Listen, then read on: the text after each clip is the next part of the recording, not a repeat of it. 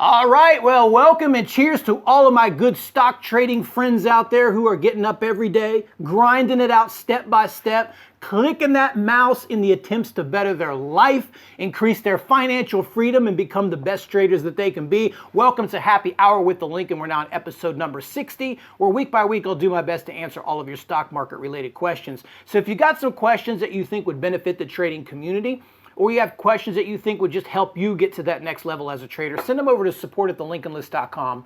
I'll do my best to get them on these upcoming episodes. If not, I'll at least answer your questions. And as I always say, if you're trying to raise the bar for yourself, you want to be the best trader that you can be, and you want to align yourself with a community that can get you to that next level and make you the best that you can be. Right here's our live trading room. Every day the market is open, we trade live. We got a group of great people with many different styles. Some trade options, some short sellers, some breakout traders, everything that you can imagine. Just click on that link. It'll take you there and you can start trading with us right away. Now I'm going to jump right into it because I tell you what, I'm in a pretty good mood. That's right, you heard it. I'm in a pretty good mood. So I'm kind of backing off the curmudgeon because I'm just about ready to turn the big 5-0 in a couple of weeks, which I'll talk about later. Not like later in this video, but I'll probably do a video coming up here in the next couple of weeks. Because when you get to the big 5-0 or you get older, you start to reflect and you look back at your life and you think about the things you did good, you think about the things you did bad, and then you kind of judge yourself as to whether or not you've done enough in your life. Are you where you thought you would be when you were 20 years old? And so on. So I'm kind of going through that here right now, and that makes me in a good mood because I feel, yeah, I've made a lot of mistakes in life and I've done some stupid things, but I've always managed to just keep pressing forward. I've always managed to just find a way to get up, and over time, that's really benefited me. And certainly there's a lot of things I could have done better. I could be a lot wealthier, yes, but you know what? I've lived a hell of a life. I've been down there every continent. I've traveled all over the world. I bought everything I've ever wanted to buy. I've done everything I wanted to do. So for the sake of time, I'm going to leave it right there. The weather's beautiful here in Southern California. I made great money this week trading. I've had a great year trading, and I got Suntory whiskey in my glass.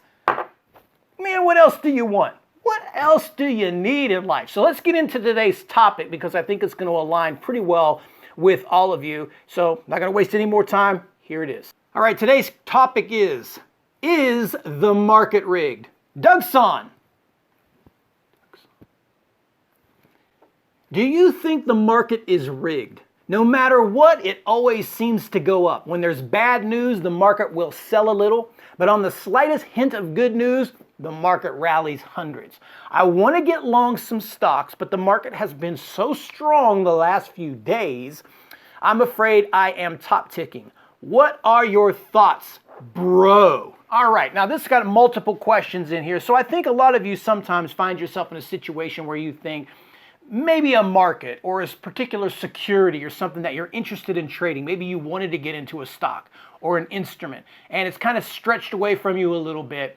And you find yourself in this position as to whether or not you should go in, whether or not it's too high, or what should you do from this point. So let's first answer this question about, is the market rigged? Because you're going to hear a lot of people that say, yes, it is. It's rigged in the favor of the big institutions. It's rigged in the favor of other political interests and such, and the retail person such as us stands absolutely no chance at making any money, and retail traders normally lose, so therefore it's rigged in the favor of the house being the market. So is this a true statement?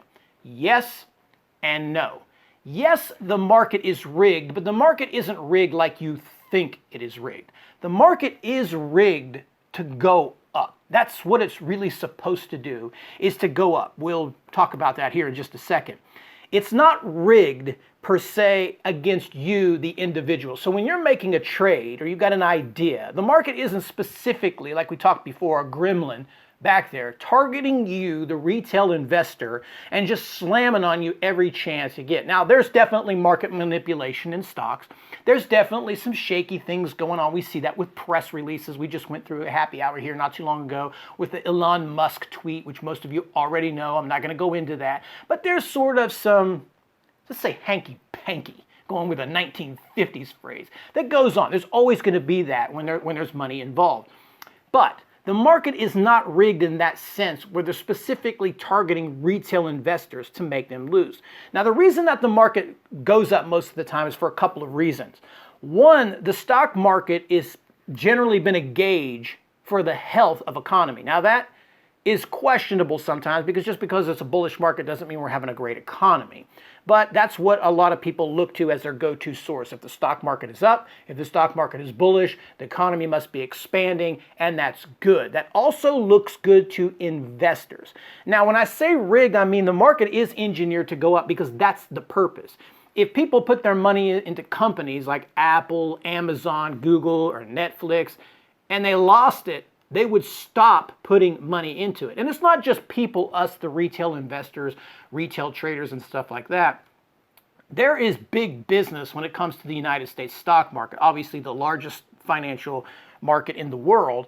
And, there are countries, countries that have billions upon billions of dollars invested into us. Now, some of you might not have been trading for very long, but you may remember back in the 2008 financial crisis, one of those countries that kind of came to our rescue and decided to keep their money with us was China. They had a substantial investment back at the time, was considering pulling out large sums of their money, and they ultimately stayed with America, and of course it pays off for them, and it paid off for us as well. So when you have so much money at stake, you're talking about 401ks that are held by people. You're talking about payroll and pension plans from government institutions and state and city governments and many other types of outlets have money invested into the stock market. Foreign countries, China, Japan, you name it, all the European Union, they have money invested in the United States. So it's important that you have a healthy economy. That's why you're going to see, I'm going to put up a chart here somewhere if I can remember. I put this chart up, I think it was a few happy hours ago. I can't actually remember. Doesn't matter. I'll put it up again. And what it is, it shows you the length of bull markets versus bear markets. Now, bear markets are natural parts of society and financial markets, and they can be healthy at times because there always is going to be exuberance and things need to be corrected. But you'll see from that chart, I'm not looking at it right now, but if I can remember correctly, I think you're looking at normally an expansion period or a bull market goes from about 5 to 12 years in some cases. And then you'll have like a 1 to 2 year bear market. And then it goes back to another 8 to 10 year cycle of a bull market. So that's the comparison of bull versus bear. Yes, the majority of time the market will always be bullish. It will always be bullish. And we saw that with the financial crisis. You'll have financial crises and things will come up in the future. We've got tariffs kind of overhanging. But the government stepped in and took care and stabilized the markets. That's what they're supposed to do. That's what they want to do because the greater good of the world depends on the market going up. So the answer to the question, is the stock market rigged? Yes, it is rigged to go up. Is it rigged against you, the trader, the retail investor, like they're specifically targeting you? The answer is no. It is not rigged against you. If you're not making money in the stock market, you're doing something wrong. That's all there is to it. And the best way that you can do it, I'm not calling you out. I'm just saying the best way to handle that is to admit, I'm doing it wrong. I'm making a mistake. Let me get on the winning side. And then you do that. So that's the first question. Now, why it always seems like it does go up is because that's what people want it to do, but it's also the human optimism. If you think about our society in general, people are very optimistic, even with people they don't like.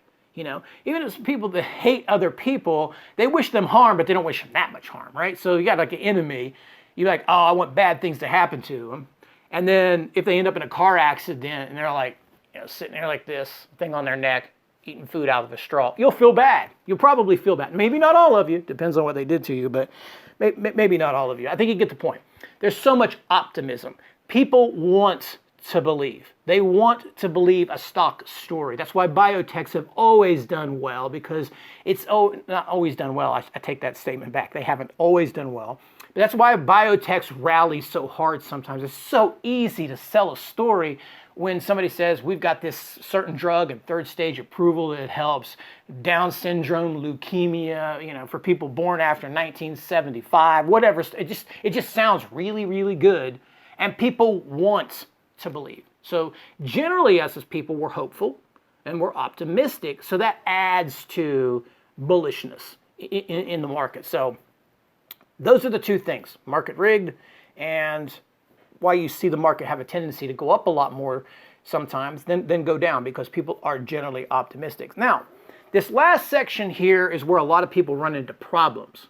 And that is when you're looking at a market security or an investment idea, a trade idea, or the market itself.